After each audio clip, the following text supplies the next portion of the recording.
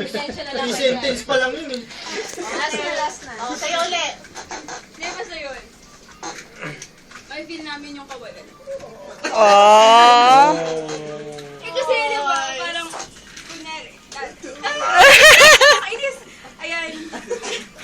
Pag kunyari dati, pag may problem, ano? Yakin pala talaga. Ay ba, magkukwento pala ako. Tungkol dyan. Ay. Moment niya muna. Sige.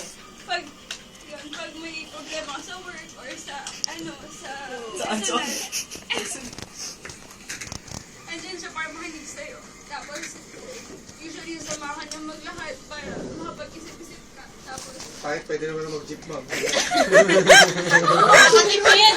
kahit pagkarating mo dun sa patraka, pawis na siya. Kaya pala. Tapos, ano, tapos ano pa? Sige, ano pa?